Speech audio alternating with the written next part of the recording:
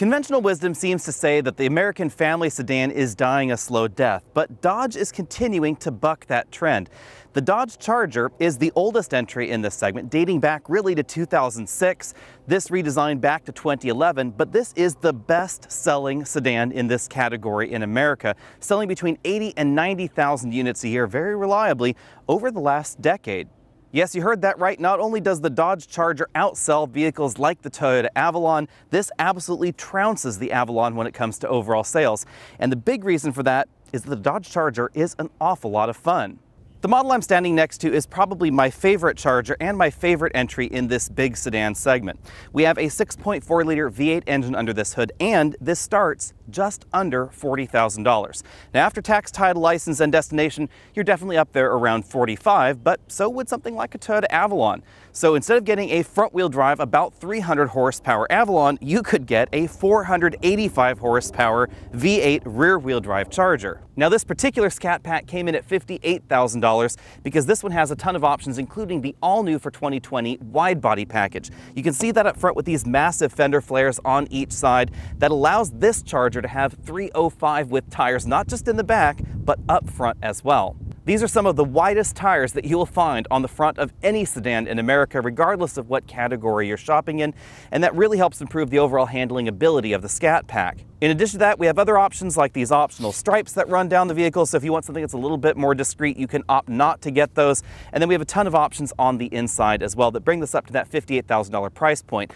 But this is still significantly less expensive than buying a sedan that's nearly 500 horsepower in any other segment, including something like a Mustang GT or a Camaro.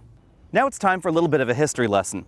Even though at about 200 inches long, this is definitely in the large sedan category in America, as is the Chrysler 300 and the Dodge Challenger, which is very closely related to this.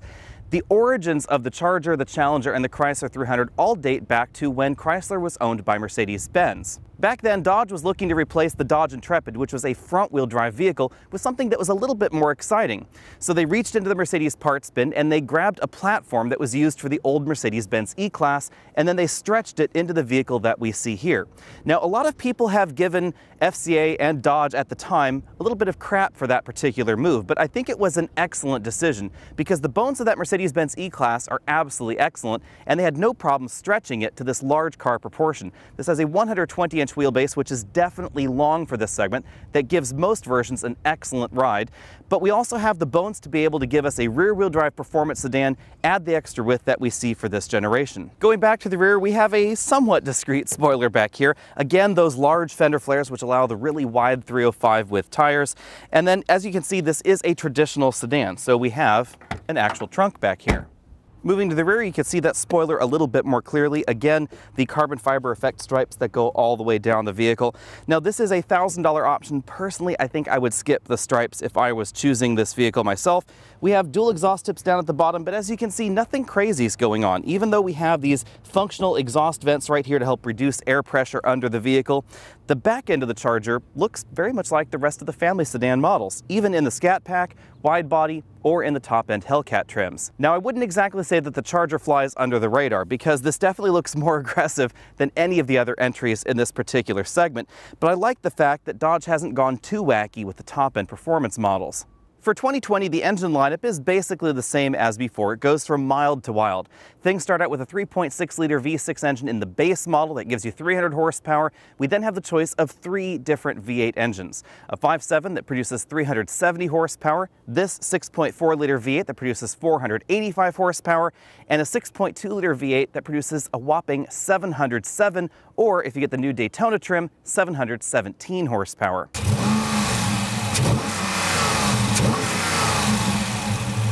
There's one thing that FCA does really well, and that is batshit crazy vehicles. And that is exactly what I would use to describe the 707 horsepower version of the Charger, because it is significantly less expensive than anything else out in the market that's going to give you this kind of performance. But we're here to talk about this engine right here, which I have to say is my favorite V8 engine available in America right now. A 6.4-liter V8 produces 485 horsepower, 475 pound-feet of torque. It has cylinder deactivation for improved fuel economy. It's mated to one of the best automatic transmissions available, period, ZF's 8-speed automatic, and it sends power only to the rear wheels. Not only does the 6.4-liter V8 engine sound great in the Charger, it gives you excellent performance. We're talking 0 to 60s in around 4.3 seconds, 60 to 0 stopping distances thanks to the wide body package of around 107 feet. If you're keeping track of 0 to 60 and 60 to 0 numbers, you'll notice that those numbers are right in line with some of the competition's two-door vehicles. It's not that far off in terms of overall performance, something like the Mustang GT or even some of the Camaros. But remember, we're talking about a four-door family sedan with room for 5 and of course some child seats in the back. At 6 feet tall and about 200 pounds, I find these seats very comfortable, but if you're a little bit larger than I am, then you should know that these side bolsters are not adjustable. The seat bottom bolsters are not terribly aggressive, but the side bolsters are. We do have 4-way adjustable lumbar support, a power adjustable driver seat, and a 2-position seat memory over there on the driver's side. We also have a powered tilt telescopic steering column, which is something that we don't generally find in the mainstream category. Overall, I found these seats very comfortable, but there are a few seats in this segment that are a little bit more adjustable. It's worth noting that unlike some of the Japanese competition that you might want to compare the lower end models to, the passenger seat has the same range of motion as the driver's seat. Hopping into the back seats, you'll find rear seat legroom is pretty generous. With the front seat adjusted for me at 6 feet tall, I still have about 4 or 5 inches of legroom left, and I was sitting in a little bit more reclined and a little bit more rearward position than I find myself sitting in other vehicles. The front seats are pretty wide, and that does impact overall combined legroom. The other thing worth noting is that this is a rear-wheel drive vehicle, so it's not going to be as space efficient as some of the front-wheel drive competition because, of course, we have that big 6.4-liter V8 engine under the hood up front. So if you're really after a lot of rear seat legroom, then you may want to look at some of the front-wheel drive competition, but this is still definitely generous as far as the large sedans in this category go. However, if I move over to the right side of the vehicle, you'll notice that headroom is a little bit more limited than in some of the competition. My head is touching the ceiling, and it's this glass portion of the ceiling, not the fabric portion right here. Logically, because this is a rear-wheel drive vehicle, we have a drive shaft that runs from the front to the back, and that does mean we get a little bit less legroom for the center passenger, but we still have a 60/40 folding seat back. These don't fold flat with the trunk area, however. It's clear that Dodge was prioritizing cargo room and room for those big engines a little bit over rear seat accommodations, and I'm fine with that particular trade-off. Back here we have a very large and very accommodating trunk. It's also a little bit squarer than some of the newer competitors, and if you wanted to put some of those more awkward items back here like golf clubs, the trunk really goes pretty far into the corners right there, right by the taillights. Under the cargo area load floor, we find the 12-volt battery that helps improve the overall weight balance for the Charger, but we don't find a spare tire back here. That's because there wasn't a spare tire rim that would fit around the massive brakes that we have in this particular model. If you get other versions of the Charger, then a spare is available. Out on the road, the interesting thing about the Scat Pack is that this is where crazy starts for the Charger, not where crazy ends. 485 horsepower is really just the mid-level V8 engine in this lineup. And this engine will get you from 0 to 60 in 4.3 seconds, very, very repeatedly. If you use launch control, there's a possibility that you could get a little bit faster, but I'm going to roll you a clip of me doing launch control at Sonoma Raceway, and as you can see, traction is definitely an issue. And remember that when we're talking about traction being a little bit of an issue, we are talking about the 485 horsepower version, not the 707 horsepower version, and this is the wide body model, so we already have the wide 305 with tires in the back. Although the 6.2-liter V8 engine will unquestionably get you 0 to 60 faster, I think the 6.4-liter V8 really is the sweet spot for the Charger because this has an incredible amount of low-end power. The 6.4-liter V8 is pretty quick revving, and the transmission is very fast shifting as well. So if we are slowing down to say 40 miles an hour here and we floor it, we get a lot of really great acceleration, and it builds in a very linear fashion. Dodge tells us that the 60 to 0 braking distance in this model is going to come in right around 106 to 107 feet. I have no reason to doubt that because we have incredibly wide 305 with tires, not just in the back, but up front as well, and that's really going to help improve your overall braking score. The Charger has always felt very stable when it comes to overall braking dynamics, and these big tires and the massive brakes just take things up to the next level. Remember again, when it comes to overall vehicle dynamics, that this is not a lightweight vehicle in general terms. This is definitely going to be heavier than something like a BMW 340i that you might want to compare to something like this Dodge Charger. It's going to go 0 to 60 just about as fast. Some of the versions will cost just about as much, but the character of the vehicle is very different. This is that classic American muscle car feel brought up to date for the 21st century. So we still have that big V8 engine back there. We have a lot of power at lower RPMs than we find in some of the competition. You can see that passing maneuvers are absolutely no problem with this particular engine. But one thing that top-end Charger models have fallen down on in the past is overall handling ability, and that's why we have this wide body model here, because it's given us the ability to get those wider tires and really help improve the overall handling ability. The 6.4 liter V8 is a little bit lighter than the 6.2 liter V8 because of the lack of that supercharger cooling, all the plumbing involved in the supercharger system. So this is going to have a slightly better weight balance out on the road or out on the track. This is going to have a slightly better feel, I think, overall. And I like the way that this engine builds power. Now again, unquestionably, we don't have the same kind of power out of this engine that we do find out of that supercharged engine. But you can still have an incredible amount of fun, and I really, really love the way that this V8 sounds.